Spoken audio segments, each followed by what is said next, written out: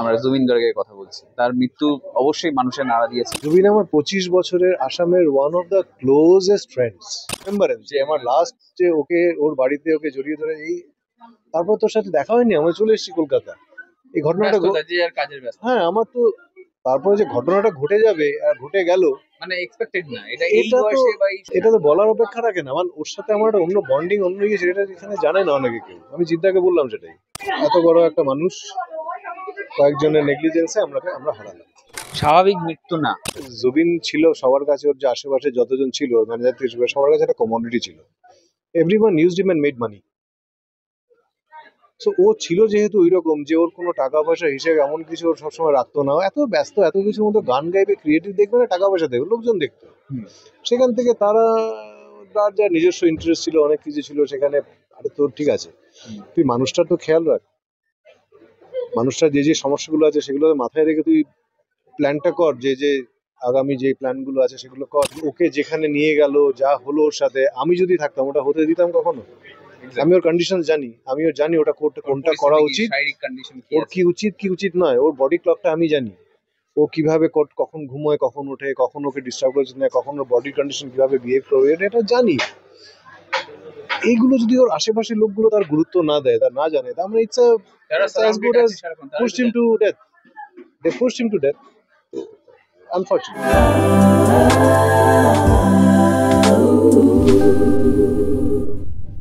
2000 সাল যখন শুরু হচ্ছে সেই সময় কিন্তু বলতে গেলে অনেক অ্যাক্টরদের উত্থান হয়েছিল, আর সেখানে সেই উত্থানের মধ্যে অন্যতম নাম ইন্দ্রজিৎ চক্রবর্তী।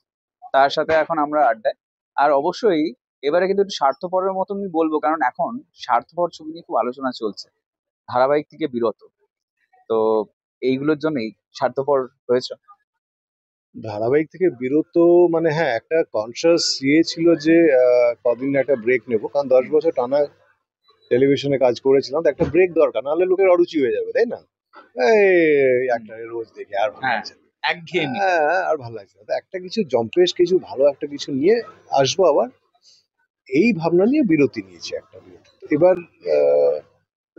অবভিয়াসলি বিরতি মানে তো আমার অন্য কিছু করতে হবে, তো ছবির কাজগুলো শুরু হলো। এটা হলো, আমি আরেকটা ছবি আমার সূচনা বলে রিলিজ হয়েছিল, ওটা হলো। আসামে একটা বড় ছবির কাজ শুরু হয়েছে, ব্যাস 6-7 মাস। মানে অহমিয়া ছবিতেও তোমাকে দেখা যাবে। আমি তো ওটা দিয়ে শুরু করেছিলাম না, আসামের ছবি। কারণ আমার 3-4টে সুপারহিট ছবি আছে হলো। এবার যখন আমি ভাবলাম যে ঠিক আছে, এবার মোটামুটি টেলিভিশনে যদি কিছু ভালো আসে তাহলে ডেফিনেটলি করব।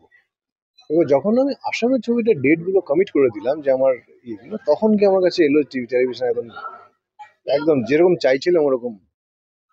অবভিয়াসলি আমি ওদেরকে বললাম যে আমার তো এখন ডেট নেই, আমি তো নেক্সট এই টাইম অব্দি আমি আরে আমাদের তো প্রমোশুট করতে হবে, কাশ্মীরে গিয়ে প্রমোশুট করবো, আমাদের অমুক হবে তমুক হবে, এই আমাদের শুরু করতে হবে ইমিডিয়েটলি। ফ্রি ডেট গুলো পাঠালাম, কিছুদিন টানা ডেট লাগবে, তাই হলো না আর কি, করতে পারলাম না। তো খারাপ লাগছে, সেটা প্রজেক্টটা করতে পারলাম না। তো ছবির কাজ নিয়ে ব্যস্ত। তোমার কাছে ধারাবাহিকটা কি? এটা একটা জিনিস, খুব স্ট্রেট কথা বলছি। অনেকে বলে যে ধারাবাহিকটা সার্ভাইভ করতে হবে অভিনেতাদের অনেক সময়, সব সময় বলবো না। সেইটা একটা বড় ইম্পর্টেন্ট বিষয় দাঁড়ায়, কারণ শুধুমাত্র তো রোজকার কাজ পাওয়া যায় না, সেখানে গল্প অনুযায়ী তোমারও একটা সিলেকশন রয়েছে, সেখানে বুঝে একটা একসেপ্ট করার একটা ব্যাপার থাকে। তো সেখানে ধারাবাহিক একটা অনগোয়িং প্রসেস, যেটা হয়তো ব্রেড এন্ড বাটারটাও খেয়াল রাখে অভিনেতার, তার সাথে সে কাজটাও করছে, সেটা ঠিক মনে হয়। আমার কনসিয়াসলি ধারাবাহিক যে মানে সাস্টেন করা বা আহ, টাকা পয়সা বা সেমন কিছু, সেটাই প্রায়োরিটি ছিল না। প্রাইম নিয়েছিল যে আমি ভালো কাজ করবো, সে বড় পর্দা হোক ছোট পর্দা হোক। আমি ধারাবাহিকও করেছি, তার সাথে ভাগে ভাগে ছবিও করেছি। ধারাবাহিক অনেকগুলো না করেছি, অনেকগুলো হ্যাঁ করেছি, যেগুলো ভালো লেগেছে করেছি, যেগুলো চরিত্র অনেক অনেক প্রচুর প্রচুর প্রচুর, যেগুলো হয়তো বা আমি মনে হয়েছে না আমার এই ধরনের কিছু করবো না বা এটা করবো না, তো প্রচুর করিনি। আহ, যদি সাস্টেন করা টাকা পয়সা হলে বা তো যা আসতো তাই করে দিতাম। একদম। এবার you have the liberty to pick and choose, যেটা তোমার থেকে যদি যা কোনো কিছু খেতে দেওয়া হয় তুমি কি খাবে? আমার এটা পছন্দের খাওয়া, এইটাই খাবো আমি। তো ওই রকম ভালো কিছু, সেরকম প্রপার আমার পছন্দের মতো কিছু এলে আমি করব, সেরকম ব্যাপার ছিল। আমি এসেছে করেছি, আগামী দিনে আসবে করব, না এলে পরে করবো না। একদম। আর নেক্সট তোমার কি ভাবনা রয়েছে? তুমি সিনেমার মধ্যেই এখন বেশি সময় দেবে, নাকি ধারাবাহিকের এমন কোনো ক্যারেক্টার পেলে যেটা তুমি আবার ওটাতেও প্লাঞ্চ করতে কেন? পারবে? তো ধারাবাহিক আমাকে এত দিয়েছে, স্মল স্ক্রিন আমাকে এত মানে এটা মানছো ধারাবাহিক তোমাকে অনেক কিছু দিয়েছে? অনেক কিছু দিয়েছে, মানতে না, বাধ্য মানতে। এত ভালোবাসা, এত সাকসেস, এত ইয়ে, এত লোকের ইয়ে, মানে লোকে চায় এখনো আমাকে কবে দেখতে পাবো, তোমাকে আবার কবে আসছো সেরকম, এরকম রোলে, এরকম ক্যারেক্টার, এরকম ইয়েতে। তো ডেফিনেটলি এরা, আমি হোপদের সাথে তাড়াতাড়ি আসুক আর কি, কোনো একটা ভালো প্রজেক্ট নিয়ে, as long age I am entertaining people, বড় পর্দা হোক ছোট পর্দা হোক, as long as I'm there and I'm entertaining people and people are wanting me. স্বার্থপর তোমার কাছে কতটা ইম্পর্টেন্ট তোমার ক্যারিয়ারের জন্য এই এই সময় এই ফেজে? ভীষণ ইম্পর্টেন্ট, এই জন্য ইম্পর্টেন্ট, স্বার্থপরের মতো ছবি বাংলা ইন্ডাস্ট্রির জন্য ভীষণ ইম্পর্টেন্ট। স্বার্থপরের মতো অন্নপূর্ণার মতো একজন ডিরেক্টর বাংলা ইন্ডাস্ট্রির জন্য একটা বিশাল পাওনা, ভেরি ইম্পর্টেন্ট। যে এই রকম একটা আমাদের নতুন young director with so much of talent, so much of promise to go ahead and enrich our Bangla film industry or film industry as a whole. তো এটা ডেফিনেটলি তো একটা বিশাল পাওনা না সবার জন্য। আমাদের একটা ভালো ছবি যখন আসে, সবাই যখন উপভোগ করে দেখে, তো আমাদের মানটাই বাড়ে সেখানে। আমি সেই ছবির সাথে যুক্ত হতে পেরেছি বা আমাকে ওরা যোগ্য মনে করেছেন যে হ্যাঁ ওকে দিয়ে এই পার্টটা করানো যেতে পারে, ওকে এই কনফিডেন্সটা আছে, হি ইজ ব্যাঙ্কেবল। এটাই আমার কাছে অনেক পাওনা, যে এত সুরিন্দ্রের মধ্যে একটা এত বড় একটা ব্যানার যখন একটা কনফিডেন্স পায়, সেটাই তো আমার কাছে অনেক বড় পাওনা। তোমার সেই তোমার জায়গারই মানুষ, অহমিয়ার বলা যায়। আমরা জুবিন গার্গের কথা বলছি, তার মৃত্যু অবশ্যই মানুষের নাড়া দিয়েছে। তুমি যেহেতু সেখানকারই মানুষ, তো তুমি সেইভাবে কি বলবে, কতটা খারাপ লাগে? জুবিন আমার 25 বছরের আসামের one of the closest friends.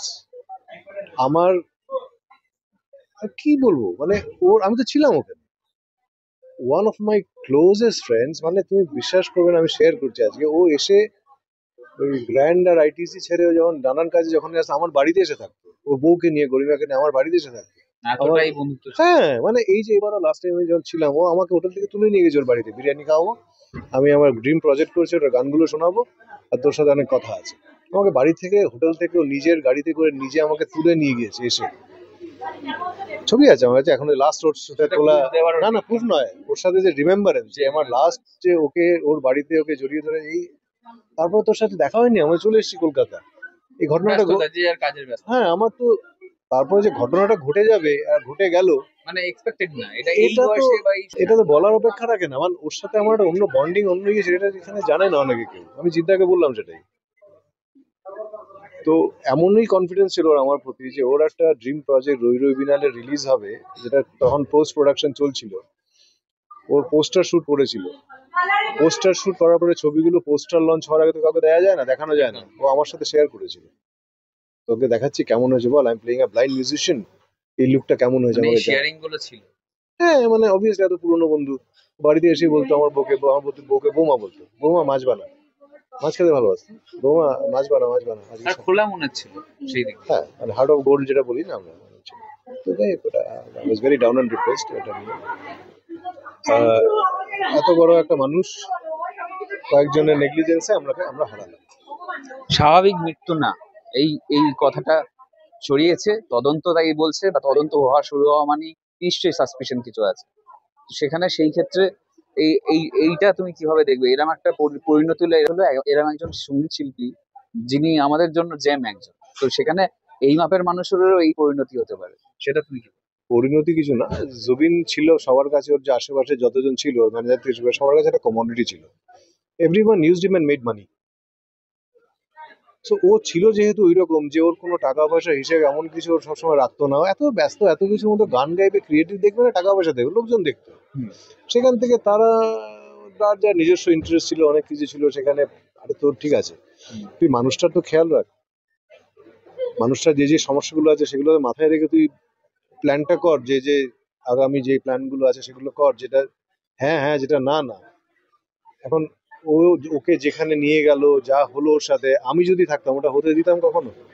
আমি ওর কন্ডিশন জানি, আমিও জানি ওটা করতে, কোনটা করা উচিত, শারীরিক কন্ডিশন কি ওর আছে? কি উচিত কি উচিত নয়, ওর বডি ক্লকটা আমি জানি, ও কিভাবে কখন ঘুমোয়, কখন ওঠে, কখন ওকে ডিস্টার্ব করেছে না, কখন ওর বডি কন্ডিশন কিভাবে বিহেভ করবে, এটা জানি। এইগুলো যদি ওর আশেপাশের লোকগুলো তার গুরুত্ব না দেয়, তার না জানে, তার মানে it's as good as pushed him to death. They pushed him to death. Unfortunate.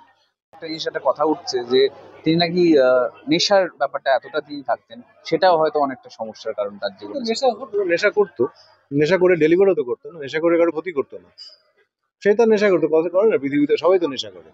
তো নেশা করে as long as I'm not harming anyone, কাউকে ক্ষতি না করে আমি তাহলে নেশা করছি, আমার ব্যাপার, আমি ডেলিভার করছি। নেশা করে আমি আমার আমি পারফরমেন্স দিয়ে ডিস্ট্রয় করছি না কিছু।